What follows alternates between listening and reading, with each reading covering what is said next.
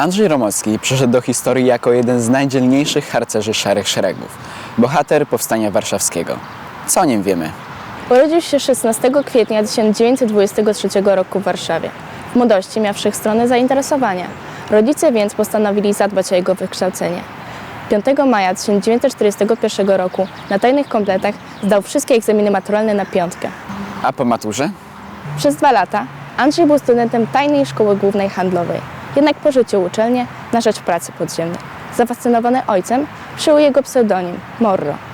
Przed wojną Andrzej Romocki należał do 21. Warszawskiej Drużyny Harcerzy im. Ignacego Prądzyńskiego.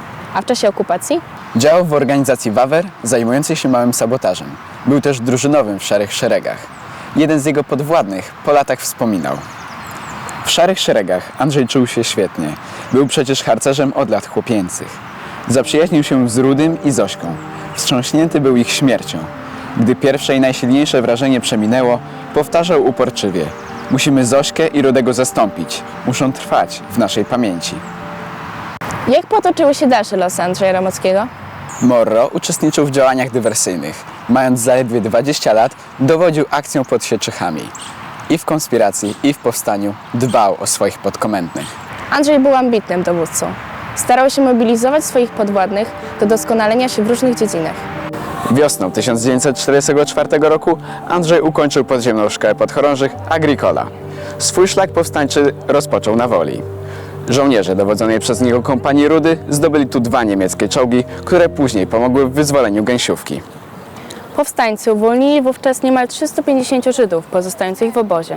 Później kompania Andrzeja brała udział w ciężkich walkach o utrzymanie cmentarzy wolskich i Stawki. Następnie, po upadku Woli, Morro wraz ze swoją kompanią walczył na Starówce. Pod koniec sierpnia obrońcy Starego Miasta znaleźli się w Podtrzasku. Grupa dowodzona przez Andrzeja Morro została odcięta przy ulicy Senatorskiej. Powstańcy pewnie walczyli w okrążeniu. Nie, zgromadzone wokół siły wroga były zbyt liczne. Nasi nie mieliby szans. Więc co zrobili? Przez cały dzień kilkudziesięciu powstańców ukrywało się w kościele świętego Antoniego i piwnicach Pałacu Zamojskich. To musiało być trudne. Pobliskie domy były zrujnowane, niektóre spalone, a wokół krążyły niemieckie patrole. Niemcy, słysząc szmer, strzali przez okna i do budynków wrzucali granaty. Pod osłoną nocy powstańcy zdjęli opaski i ubrani w zdobyczne mundury, udając Niemców, przeszli do śródmieścia, przez sam środek wrogich pozycji. Podkomendni Andrzeja przedostali się niemal bez strat, a on sam awansował. Wkrótce cały oddział trafił na Czerniaków. Tutaj poległ Morro.